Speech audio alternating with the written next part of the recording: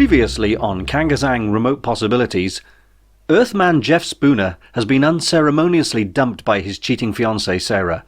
After drowning his sorrows in the local pub, he discovers that his barber, Ray Scump, is in fact an alien who's been repairing his spaceship using hair cuttings. Ray has offered Jeff the trip of a lifetime, to travel across the stars and have an intergalactic holiday on Ray's home planet of KANGAZANG. Jeff mulls it over. Chapter 2. Spaceflight for the Beginner. Jeff and Ray spent the next hour packing some essentials for the trip, with Jeff asking Ray a question every time one popped into his head. Ray answered each one patiently to the best of his ability. "Why did you come to Earth again?" asked Jeff, trying to look busy when in reality he was just standing around.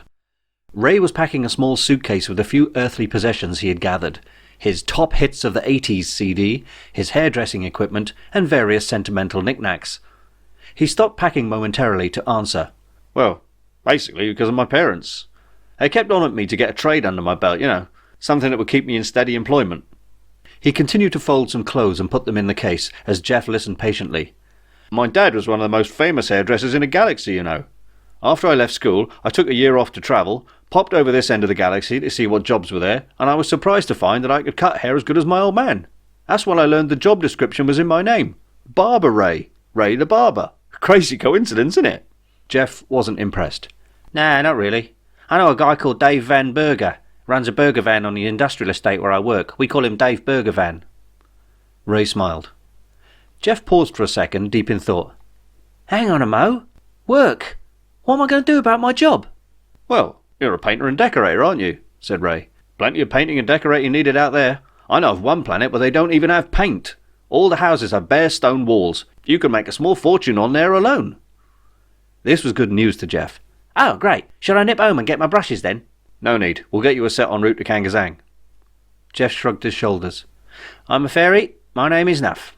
Ray paused this time. "You keep saying that. What does it mean?" Jeff tried to explain, but Ray just couldn't grasp the concept of a fairy, which was ironic, as Ray's extensive knowledge of countless alien races provided him with an insight far beyond that of any Earthman.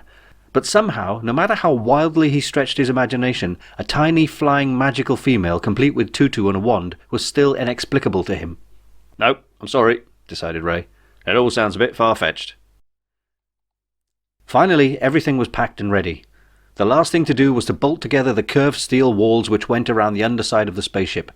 These were designed, fingers crossed, to help focus the blast of the explosives upwards as opposed to sideways. Jeff and Ray set to work with a socket set each, tightening the bolts as best they could. Ray paused. "Jeff, can I ask you a question?" "Yeah, go on," said Jeff. It was only fair that he did. After all, the sun was due up in a couple of hours, and the most of the night was spent with Jeff's questions. "What are you going to do about your fiancée? After all, I don't think she'd want to come with you on this trip. Do you want to see her one more time before we set off?" That's one thing I wasn't trying to think about, to be honest," said Jeff. "I don't think she's my fiancée anymore, mate." Now that he was relatively sober, he felt a little guilty for hitting her lover.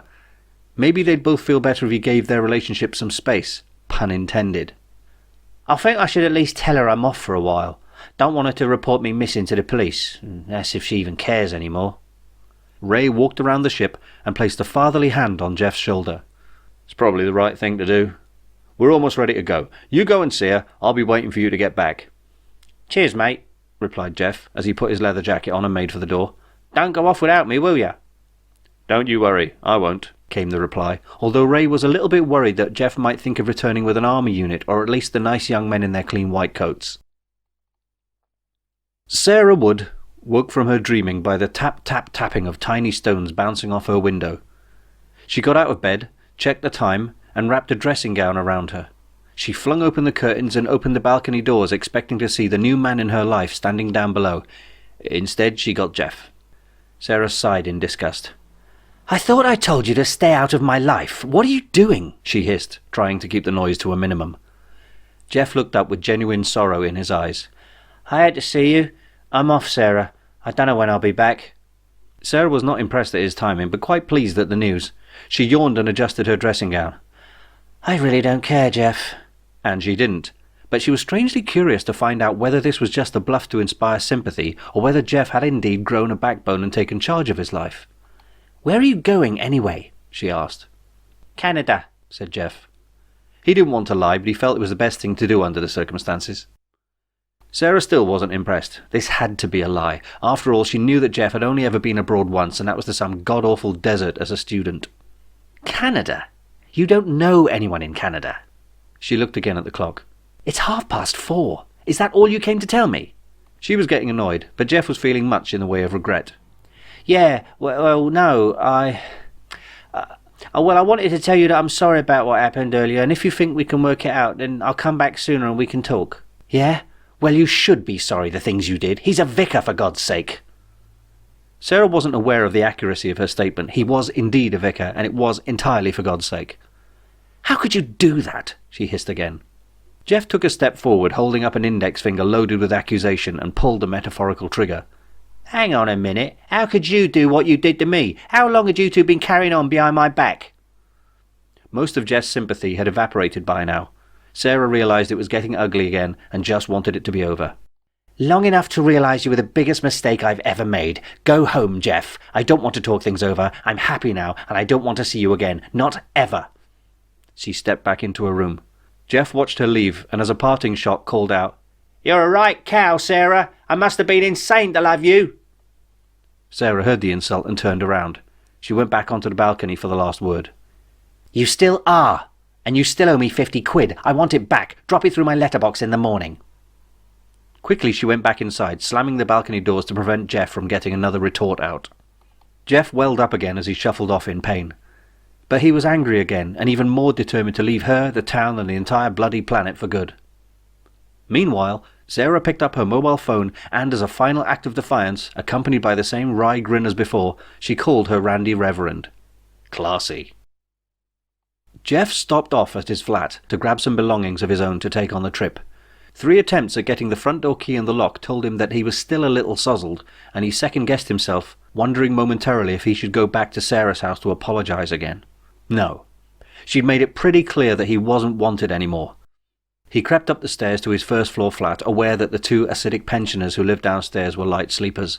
He didn't turn any lights on just in case. In his bedroom he picked up his rucksack, stuffing in some clean clothes, a pack of cards to pass the time, fresh trainers, and, from the bathroom, his toothbrush and shaving kit. He saw a framed photo of himself with Sarah in happier times sitting together on a beach in the sun. The sound of his swallow was audible, and the following sigh was heavy with sadness. He picked up the picture gently and removed the back of the frame. For a moment he thought of tearing it in half, but his hands just wouldn't do the deed. He folded the picture in half and slid it into his back pocket. Grabbing his rucksack, he crept back downstairs and made for the door. By the time he got to Ray's garage, it was nearly light. Ray came out of the salon with a kettle and 2 mugs for in-flight tea breaks.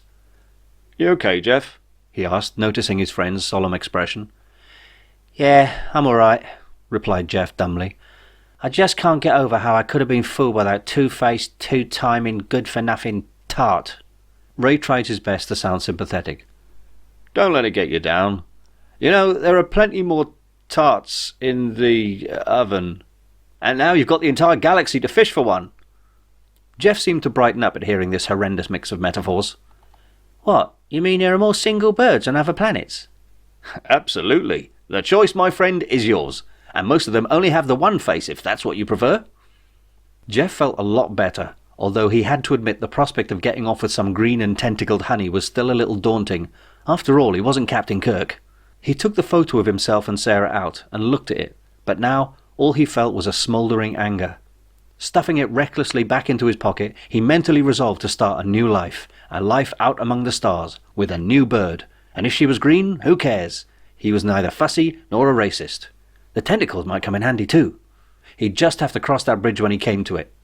He took a deep breath and slung his rucksack over one shoulder. Come on, Ray, he called out. What are we waiting for? At the same time as this life-changing epiphany was taking place for Jeff, other things were afoot. Reverend Wilson had answered the early morning phone call from Sarah and had turned his car around, heading back to her place. Sarah had told him about Jeff's decision to leave the country, and so he guessed that things were improving for him. Perhaps this was the sign from above that he was waiting for. He parked the car outside the block and got out. Looking up at the balcony, he saw the curtains in the darkened room ripple, then part, as Sarah stepped out onto the balcony, looking like a fairy tale princess with wavy long blonde hair and wispy nightdress. She smiled a wide, welcoming smile and threw down her keys. Wilson caught the keys and blew her a silent kiss. He excitedly went to the door of the flat. Sarah, her mind already clear of any remaining thoughts of Jeff, greeted her man of the cloth with a passionate embrace. She quickly got him out of the cloth, and they both retired to the bed. Wilson took a moment to thank the good Lord for his luck, as Sarah whispered to him, "I told you it would all work out. Good things come to those who wait." This may be so, but they also say, "From above the wicked shall receive their just reward." You do well to remember that. Jeff climbed up into the spacecraft. He looked around and was pleasantly surprised to see that it wasn't as cramped, or as hairy, or indeed as smelly as he thought it might be. In fact, the subtle aroma of hair conditioning products was more like a built-in air freshener. After all, it wouldn't do to be traversing immense galactic distances inside an armpit. The ship was small, but not as claustrophobic as it seemed from the outside. It seemed to be split into only two main areas, the main hold and living area, and the cockpit up front. The living area was bright and functional, with ceiling and floors in a silvery material decorated in a hexagon pattern. At the rear of the ship, he saw a small fridge and a set of tea and coffee making facilities, much like one would find in a hotel room. Beside it, Jeff chuckled to see the odd sight of a trouser press. This, he immediately told himself, had to have been stolen from a hotel room, as no one had ever seen one in the outside world before. Still, for a neatly dressed barber, it kinda made sense. There was a narrow wardrobe up against one wall, with a roller shutter door on the front. He bent down and grabbed the bottom edge of the door, raising it up. The door slid open to reveal the almost new chemical toilet that Ray had mentioned. It seemed logical to have a toilet on board, even though for the life of him, Jeff couldn't remember a toilet in any science fiction movie. Ever. He dumped his rucksack on the zebra skin pattern seats beside some of Ray's boxes, and went up front to the cockpit area.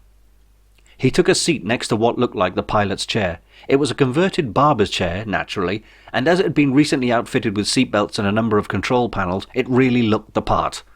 Jeff secretly hoped that he wasn't left alone to pilot the thing at any point in the near future. He reached out in front of him and touched the thick glass windshield. It seemed to be gently vibrating, as if the ship had a slight pulse deep inside. He still didn't understand much about this crazy ship, or indeed about his new travelling companion, the man from KANGAZANG. Just when you think you know someone, they turn out to be completely enigmatic. Just then, the walking enigma entered the craft. "So, what do you think of her then?" beamed Ray. "Splendid, isn't she?" he added, obviously very proud. Jeff looked at Ray with mock disdain. "What a piece of junk!" he whined, trying to sound American. The pop culture reference was lost on Ray, and he looked clearly upset. "Well, that's a fine way to start the trip. I did my best. It wasn't easy, you know, collecting hair for over a decade," he trailed off. Jeff realised his faux pas. "It was a joke, mate. You know, it's what Luke Skywalker said, innit?" Ray looked even more upset. "So, you told him too then, did you? Thanks a bunch," he sniffed. Jeff thought he was going to burst into tears, and had to take a moment to explain the whole movie reference thing to him before he could compose himself enough to carry on. Once sufficiently calm, Ray went to the outer door of the ship. He grabbed the inner handle and pulled it as hard as he could. It clanged shut, followed by a thin hiss sound as the oxygen recycler kicked in. Ray returned to the cockpit and took the pilot's seat. He looked over at Jeff, who sat next to him, strangely silent and not blinking very much. "You all right, Jeff?" "Yeah, suppose so. So, this is it then?" "This is what?" "We're actually going to take off in this thing, and not just fly, but, you know, get out there. Out of space." Ray smiled, remembering that Jeff's species had not done a lot of intergalactic space travel. In fact, Jeff had only ever boarded a plane once, so to him, a long drive was a pretty big deal as far as traversing great distances went. "Yes, indeed," replied Ray. "You'll enjoy it. It's safe as houses. Well, tiny thin metal houses with a bubble of air in, amid an endless void of airless nothingness." Jeff attempted to swallow, but it felt like someone had lodged a small hedgehog in his throat. Ray strapped himself in and Jeff followed suit, still caught somewhere between terror and wonder. He stared dead ahead, going whiter by the second. "You'll be all right, Jeff," said Ray as soothingly as he could. "It's just like riding a bike." Jeff remained staring and still. A bead of sweat ran down his forehead. I can't ride a bike, Ray," he muttered through tight lips. Cold, heavy seconds dripped by, as Ray checked a variety of switches and lights around him. Jeff cracked. "Just get on with it," he finally blurted. "I'm crapping me pants." I'm a fairy, and Nuff is my name, replied Ray in victory and pressed a button on his control panel. The ship began to vibrate, accompanied by a low rumbling like distant thunder. Underneath the spacecraft, a timer on the pile of explosives began to tick down. It read 10. Ray counted down the seconds aloud. 9, 8, 7... Is it too late to change my mind? Asked Jeff. Oh, absolutely. Here we go. 3, 2, 1... Jeff squeezed his eyes shut tight. Ray looked rather tense too. Nothing happened. They waited a few more seconds. Still nothing. Jeff kept his eyes shut. What's happening? He pleaded. Ray, for once, didn't have the foggiest. He checked the instruments around him. No, not that. That's okay. So's that one. Jeff opened his eyes and released his vice-like grip on the armchair. So, it's not working then, he correctly deduced. Ray unstrapped himself and went to the rear of the ship. You stay there. I need to do something back here. For a couple of minutes all was silent. Ray was still down the other end of the darkened craft, and Jeff was beginning to get bored. He flicked the tiny furry dice that Ray had hung up on the ceiling. Ray, he called. Do you need any help back there? No thanks. I'm fine, Jeff. What are you doing anyway? If you must know, I'm having a dump. Oh, sorry. Jeff smiled, then chuckled to himself. Twisting around in his seat, he called back to Ray. Save me some paper, won't you? I might need to go.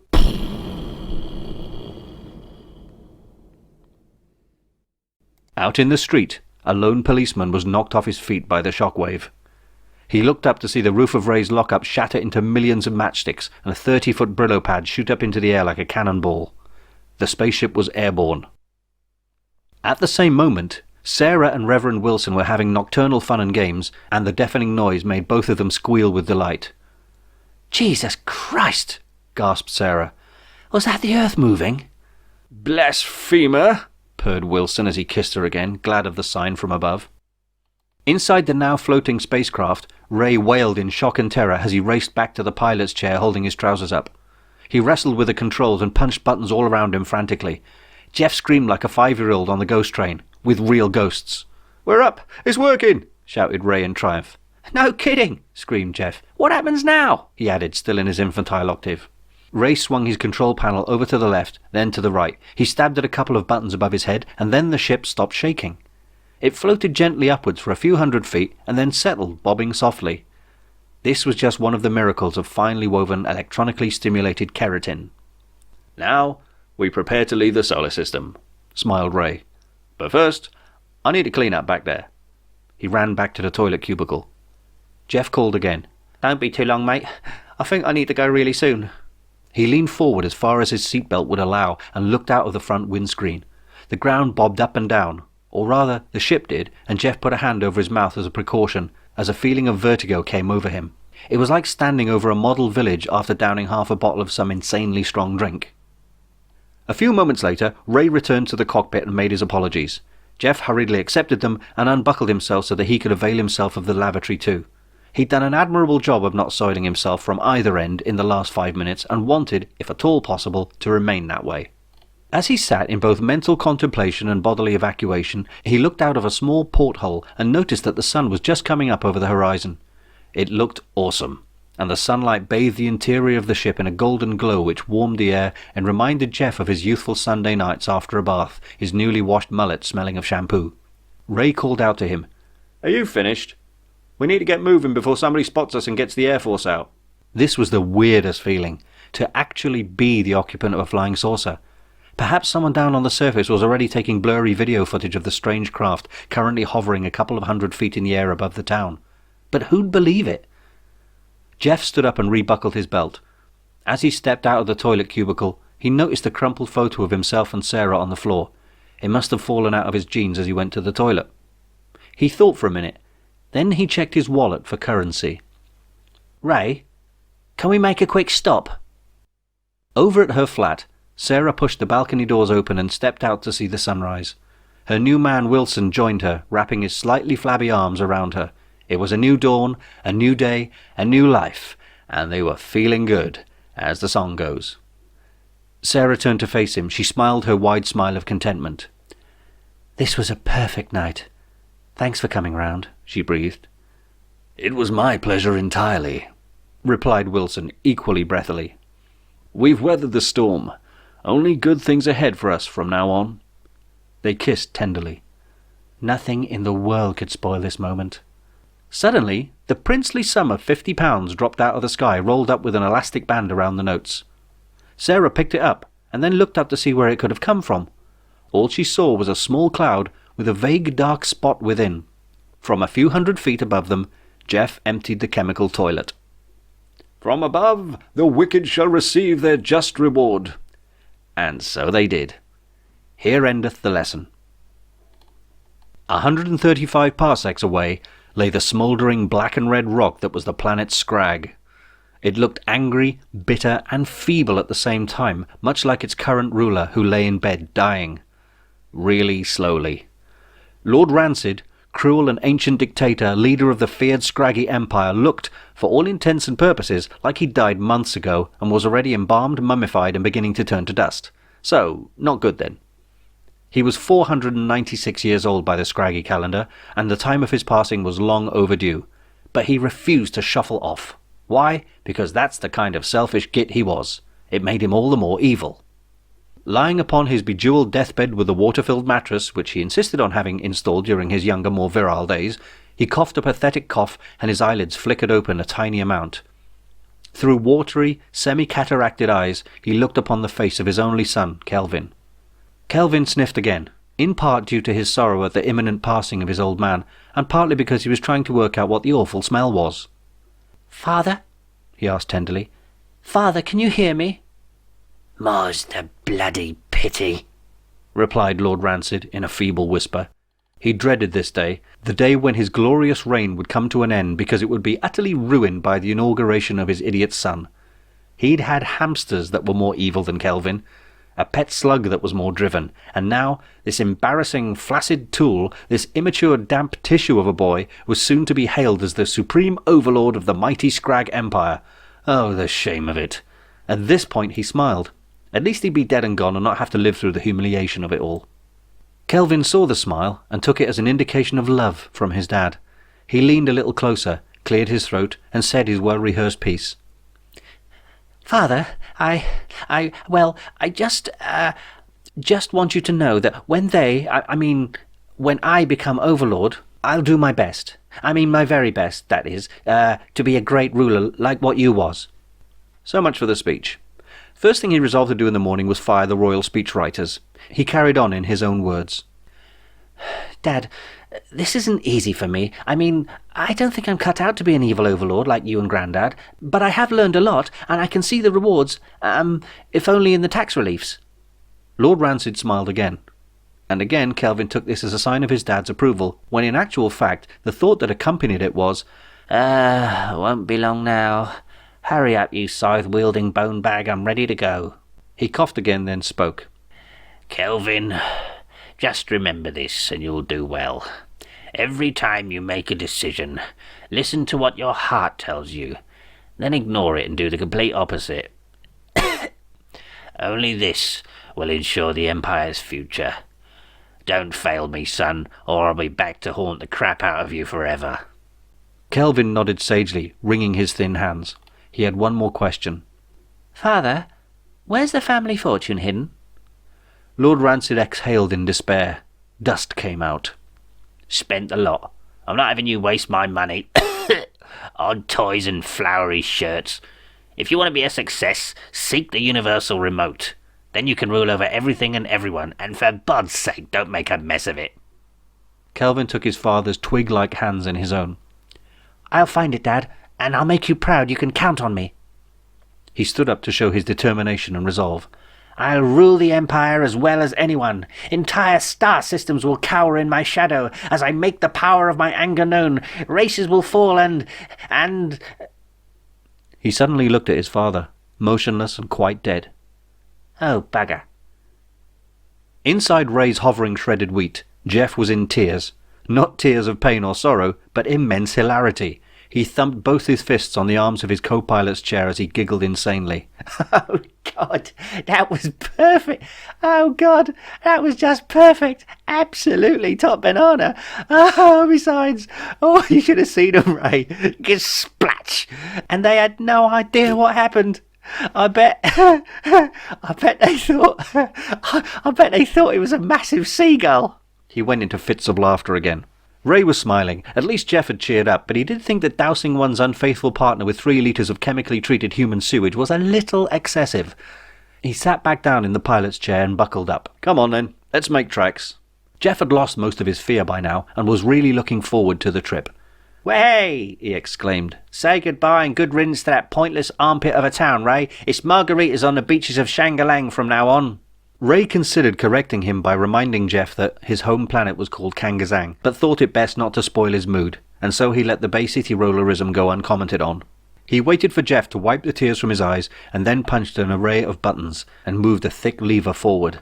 The ship bobbed up and down twice, then began to pick up speed. Here we go, Jeff. Full throttle, announced the pilot, and with a satisfying dose of G-forces, the entire planet seemed to drop away beneath them and became a speck in the distance. Welcome to outer space, Earthlet, declared Ray grandly.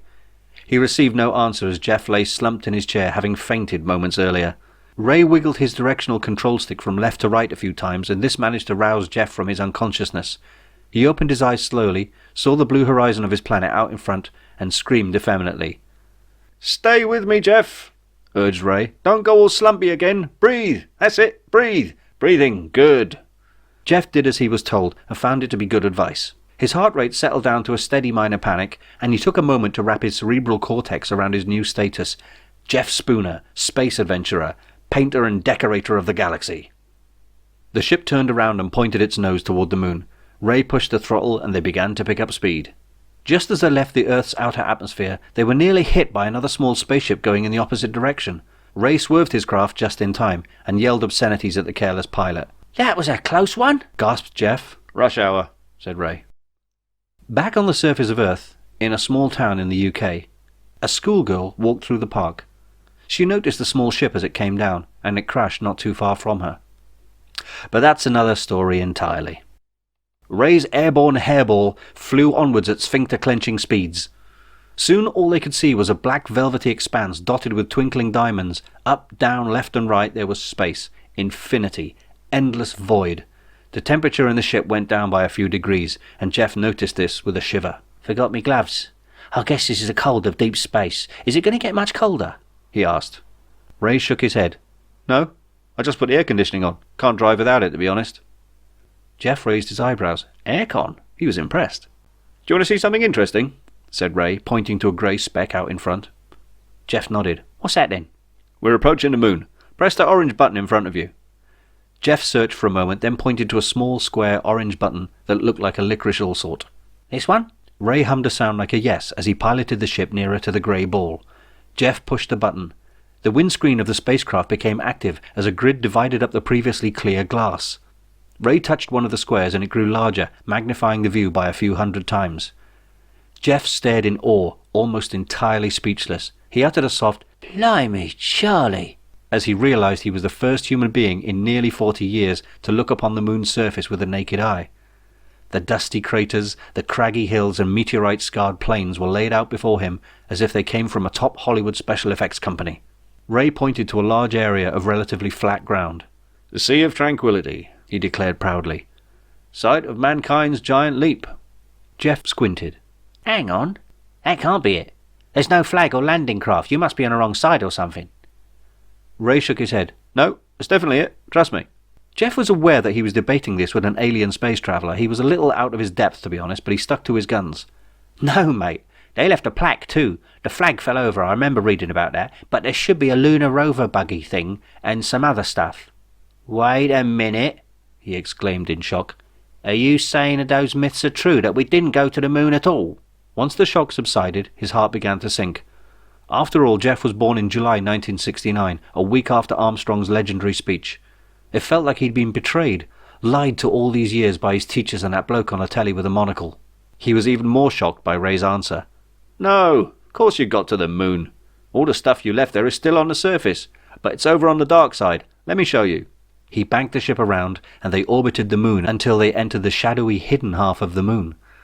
Ray put some spotlights on, and there, in a rocky canyon, was a twinkling pile of NASA's finest technology and some early Russian probes. Lunar Cod 1, the pressure cooker on pram wheels, was there too, untouched and still relatively shiny. Jeff tingled with excitement. He got even more electrified to think that this was only the useless old moon. How was he going to cope with seeing a completely new planet that you could walk upon, breathing the air and meeting the people? He turned to Ray. That's nuts! That's unflipping believable! How did all this stuff get over there? Moonies, replied Ray nonchalantly. Before Jeff could picture a group of crazy religious cult members in space, Ray explained. The Moonies are the inhabitants of the moon. They live beneath the surface and usually don't come out unless there's something to do. They weren't too happy to see all this junk left behind, so they tidied up a bit. It's a sort of museum-cum-scrapyard now, but I have heard that the leader of the Moonies wears a pair of silk, star-spangled boxer shorts. Ray chuckled to himself. Jeff slumped back in his seat, breathless. That's mental. Ray agreed. Yes, it is. I'd never wear that flag so close to my nether regions. He returned the screen to its original configuration. I'll show you some more things like this as we pass the planets, but we can't see them all. It's a long way to Tipperary, as they say in anywhere. Except Tipperary. He flicked some switches and the ship began to accelerate. It was moving at speeds much faster than anything on Earth did, but in the blackness of space it felt like they were floating calmly in a barge. The remaining planets of the solar system loomed.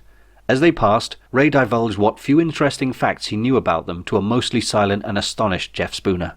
Mars, for example, was another scrapyard. And there was water there, lots of it, but it was in red powder form. Just add hydrolectin sulfamite. Jupiter, its mighty red spot, is actually a thriving market run by enterprising Martians who sold powdered water. Saturn was just as it looked, uninhabitable and hostile. Apart from its beautifully impressive banded rings of ice crystals, it was, frankly, a bit rubbish. After a while, they approached Uranus.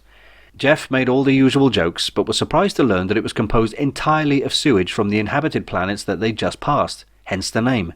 Its smell was detectable as far away as Jupiter. It was quite literally a crap planet. Planet of crap. Pluto was, or so the legend says, the huge skull of a fallen warrior from Ursa Minor. He'd got his head chopped off and sent into orbit around the sun as a warning to any other would-be planetary barbarians. That showed him. Now it was just an unrecognizable, pitted and ice-coated rock. Since Earth astronomers disputed its status as a bona fide planet, it was demoted to the lower echelons of dwarf planet, which essentially was the same as calling it a floating stone. Thus it was even less interesting despite its mythical origins. Soon, even Pluto was a faint speck in the distance. Jeff stood at the rear of the ship, looking out as his solar system faded away into the void. Here he was, covering more interplanetary miles than most of the deep space probes, and he didn't even have a spacesuit on. Mental, he said again to himself, thinking of old black and white footage of American astronauts in their fat suits. Suddenly, he looked down at his feet. Here, Ray, he called. Why aren't we weightless? I was really looking forward to that bit. Ray turned in his seat. Gravity field. Look around the walls and floors. Jeff did as he was told and noticed that the floors and walls had tiny round discs embedded into them, about the size of small coins. What, so these things stop stuff from floating then? Surmised Jeff eloquently, pointing to one of the discs. That's right, said Ray. They continuously adjust and balance out the molecular densities of everything contained within the matrix of sensors. It's quite simple, really. Without them, the G-forces experienced by our sublight speeds would crush us to paste. Jeff was just a tad disappointed. He wanted to bounce around the cabin in slow motion like the NASA guys. Who wouldn't? Can't you turn them down for a bit? I'd really like to see what it's like. Ray tried to protest. Space travel isn't a game, Jeff. It involves balance, physics, and complicated calculations, you know. Jeff felt the sulk coming on. Oh, please. Come on, it's just that weightlessness is probably the coolest thing about space travel, you know. Ray gave in. Oh, for Bod's sake. All right, but only for half an hour, okay? Jeff beamed and clapped his hands quickly in front of his chest like a kid who just unwrapped a shiny bicycle. Ray remembered that Jeff was good enough to accompany him on his interstellar voyage, and a little fun would keep his guest in high spirits. He operated a few switches and brought the ship to a complete stop, which took half an hour to accomplish because of their incredible speed and no brakes to slow them down. He unbuckled his seatbelt and joined Jeff, who was standing in the middle of the cabin, still beaming insanely. "Ready?" asked Ray. Silly question, really. Jeff was born for this moment, if nothing else. Whoop. Hold on, Ray. I'd better clip the toilet lid down. Good thinking, replied Ray. As soon as Jeff came back to the middle of the cabin, Ray reached up to the ceiling and opened a small hexagonal hatch. Inside was a T-shaped handle. He turned the handle anti-clockwise and the gentle hum which was audible in the cabin shifted down in pitch. As it did so, Jeff was filled with the strangest feeling. His cheeks, both pairs, began to rise up, free of their weight. His spine felt less encumbered, and his small but perfectly formed beer belly gurgled as it began to float. He looked down and watched as his feet lifted off the floor gently. Ray had begun to float also, his white barber's coat billowing up around his head. With a whoop of joy, Jeff pushed himself off a wall and floated across the cabin, trying to spin as he went. This was rather boring to Ray, so he pulled out a paperback and just hung in the air, turning the page every minute or so.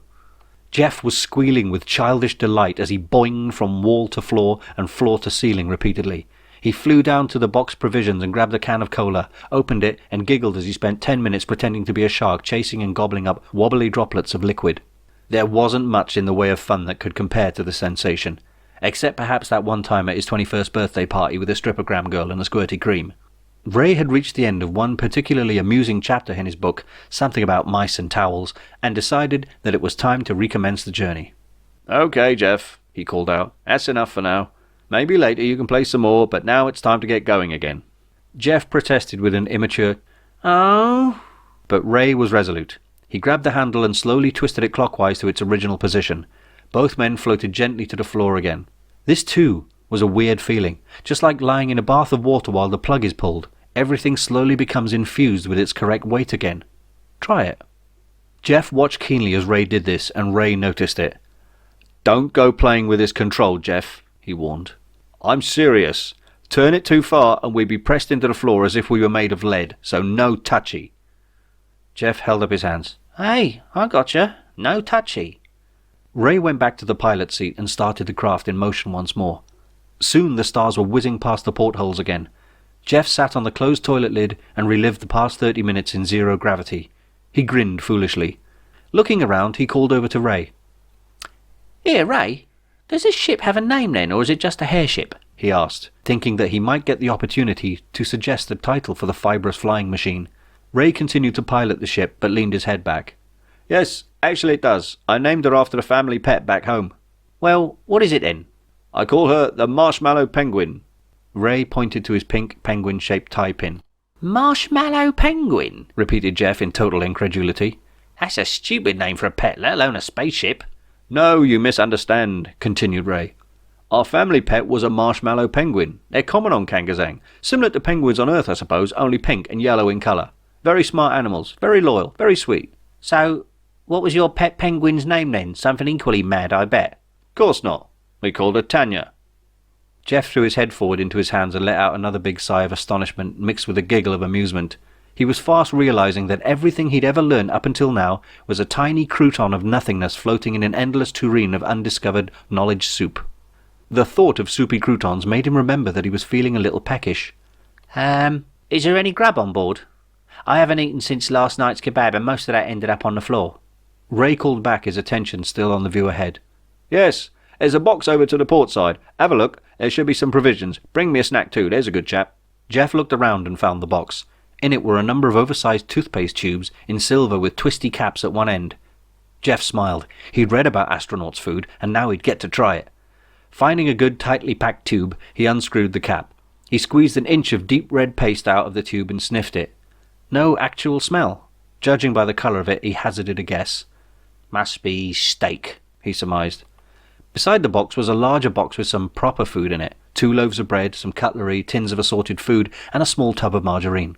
Sarnies, he thought. Sitting cross-legged on the floor of the spaceship, he quickly knocked together 2 thick steak paste sandwiches. He stood up and went over to the front of the ship, stuffing a sandwich whole into his mouth, and had a go at eating the thick gooey stuff. At first it had no taste at all. Then he paused, giving his taste buds time to report to his brain. It was cold. It was sticky. It wasn't steak, that was for sure. Maybe he'd get used to it. Jeff handed a sandwich to Ray. "What's in it?" asked the barber cautiously. Jeff chewed the viscous, glue-like concoction in order to swallow a large part of it. It wasn't easy. Finally, he had enough room in his mouth to answer. "Steak paste, from the tube. It's not great though, to be honest." Ray looked up with as much tenderness as he could muster in his eyes. "That's not food, Jeff." Jeff stopped chewing. "It's burgundy hair dye." Jeff started choking. He ran back to where the chemical toilet was and spat the remainder of his sandwich into the bowl. He coughed a few times and wasn't able to throw up. Wailing in disgust and shock, he tried to push a finger or two down his throat, but only succeeded in choking himself a bit more. Finally, he gave up. Ray set the ship to drift along on its own and walked back to see his poorly crewmate. He found Jeff looking into a small shaving mirror. "My bloody teeth are purple!" Ray tried his best to be comforting. "Sorry, Jeff. I should have said something. I packed my hairdressing stuff to show my parents when we got home." A terse silence greeted the comment. Ray tried a feeble grin. "For what it's worth, it's a good look on you." Jeff spun around, feeling angry for the first time since they'd taken off. A good look! A good look! I'm going to die of food poisoning, my corpse will have purple teeth, and you tell me it's a good bloody look!" he roared. Ray took a few steps back. He'd never seen Jeff this angry before. He stepped on the discarded silver tube and looked down at it. Picking it up, he quickly scanned the small printed label on the side of the tube. He showed it to Jeff, who was still fuming. "Here you go. It's non-toxic, and the colour washes out in 6 shampoos." Jeff, who was actually very relieved to hear this, rooted around in his rucksack for his toothbrush and some toothpaste. "Water!" he barked. Ray nodded quickly and ran to the wall. He unclipped a small metal canteen from its cubbyhole in the wall panel and went over to the water-air recycling unit. Pushing a blue button, he filled the canteen with freshly reconstituted water and handed it to Jeff. Snatching the canteen from Ray, Jeff sat himself down on the floor and began to brush his teeth thoroughly, spitting purple froth into a coffee mug. Ray leaned over in sympathy. "I'm sorry, Jeff," he began, but Jeff wasn't in the mood to talk, nor could he, as he had half a tube of toothpaste and a brush in his mouth. Instead, he just grunted and glared at Ray. Ray put both palms up in acceptance. "I'll go back to the cockpit, I think." He backed away, then turned and sat back down into the pilot's chair. Jeff kept scrubbing away at his teeth until his gums bled and they felt like they were vibrating. He took another swig of water and checked his teeth. The purple dye had mostly gone, but there was a faint violet hue to them along with a weird chemical taste. He huffed in resentment and decided to stay there on the floor for a while, at least until he cooled off. He lay back, lacing his fingers together behind his head, and closed his eyes. The humming of the spacecraft's internal systems soon made him drift off to sleep. End of Chapter 2.